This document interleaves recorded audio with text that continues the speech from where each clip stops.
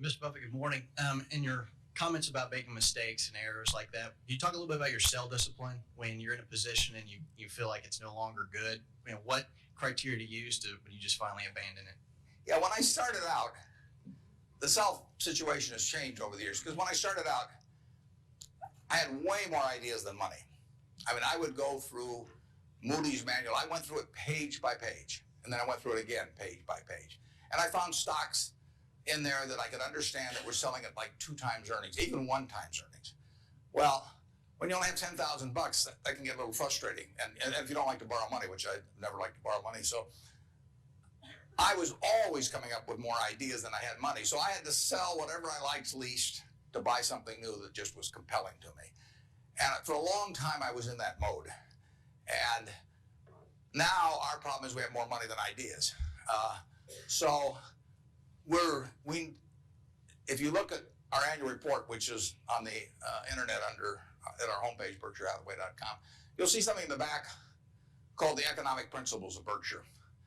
And you will see, which I believe in setting out for my partners. They are my partners. I don't look at them as shareholders. I look at them as partners. They're going to be my partners for life. So I want to tell them how I think. And if they don't agree with the way I think, that's fine. But I don't want them to be disappointed in me. So I lay out there and I say, in terms of our wholly owned businesses, we're not going to sell no matter how much anybody offers us for. I mean, if somebody offers us 3 times what something is worth, at See's Candy, the Buffalo News, Borsheim's, whatever it may be, we're not going to sell it. I may be wrong in having that approach. I know I'm not wrong if I owned 100% of Berkshire because that's the way I want to live my life. I've got all the money I could possibly need.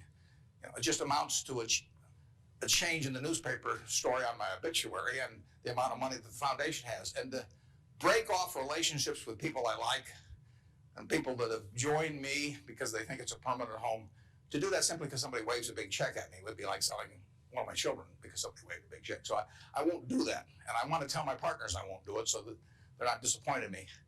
More and more with certain stocks, we've got that approach. Now, if we were chronically short of funds and had all kinds of opportunities coming, we might have a somewhat different approach. But our inclination is not to sell things unless we get really discouraged perhaps with the management, or we think the economic characteristics of the business change in a big way. I mean, and that happens.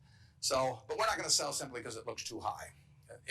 In all likelihood, I mean, you can't make that 100%, but that's the principle under which we're operating. We're generating right now $5 billion of cash a year at least. So it's $100 million every week, and just that. We've been talking here half an hour and I haven't done a damn thing. It's, the real question is how do you put it out intelligently? And if we were selling things, it'd be just that much more. So there may come a time when that would change. But we want to, and I have partners, shareholders, partners, who would say, if you can get 3 times what See's Candy's worth, why don't you sell it? And that's why I want to be sure before they come in, they know how I think on that.